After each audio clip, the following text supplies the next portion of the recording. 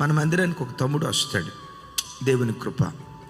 మనకు ఎడిటింగ్లో చాలా బాగా సహకరిస్తాడు, మంచి భక్తి కలిగిన బిడ్డ. నాకు ఎడిటింగ్కి సంబంధించి తమ్ముడు రేపు చెప్పబోయే మెసేజ్ ఇది, థంబ్నెయిల్ తయారు చేయండి అని ఆ పిల్లలకి ఎప్పుడైనా ఫోన్ చేస్తే వాళ్ళ చిన్న పాప ఫోన్ ఎత్తి మరి ఎట్లా గుర్తుపెట్టిద్దో ఏమంటుందో తెలుసా? జెర్మియా అన్న, ప్రైజ్ ద లార్డ్ అన్న. మరి నాకు అంత పెద్ద చెల్లెలు దొరికింది. మరి అమ్మ మీ డాడీ లేడా? డాడీ వాష్రూమ్కి వెళ్ళాడన్నా, ఇప్పుడే ఆఫీస్ నుంచి వచ్చాడన్నా అంటుంది. మంచిదమ్మా, మీ డాడీ వచ్చిన తర్వాత ఫోన్ చేయి అని చెప్పి నేను అడుగుతా. మరి నువ్వేం చేస్తున్నావమ్మా అంటే, హోంవర్క్ చేసుకుంటున్నానన్నా.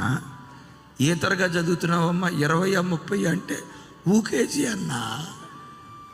సరే మీ అన్న ఉన్నారు కదా, మీ అన్నకి అమ్మ, వాడు ఏం చేస్తున్నాడంటే, మా అన్న కూడా హోంవర్క్ చేసుకుంటున్నాడు అన్నా అంది. చెల్లె, మీ అన్నకి చెల్లె అంట.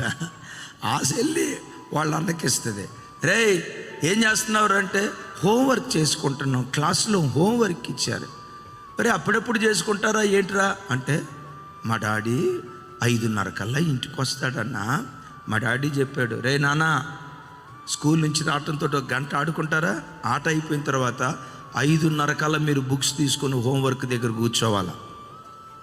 నేను మిమ్మల్ని అడుగుతా, 7 దాకా హోంవర్క్ చేసుకుంటామన్నా, ఆ తర్వాత కుటుంబ ప్రార్థన చేసుకుంటాం. నేను అడిగా, మీ చెల్లికి మళ్ళా అన్న. వాళ్ళ చెల్లి తీసుకుంది. ఏంటి జెర్మియా అన్నా అంది.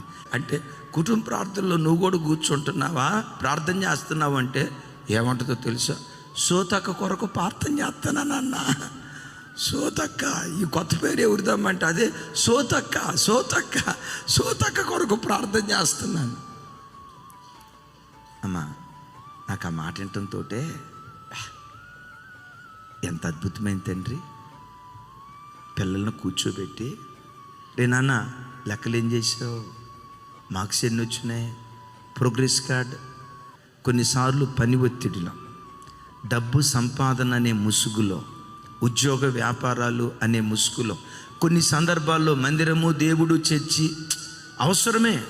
అయితే ఎట్ దట్ సేమ్ టైం మందిరాన్ని పట్టించుకున్నట్లుగా, ఉద్యోగాన్ని పట్టించుకున్నట్లుగా, పిల్లలకు చక్కటి భవిష్యత్తునిచ్చినట్లుగా వాళ్ళ గ్రౌండ్ లెవెల్ నుంచి వాళ్ళ మీద ఫోకస్ పెట్టేవారిగా ఉండాలి.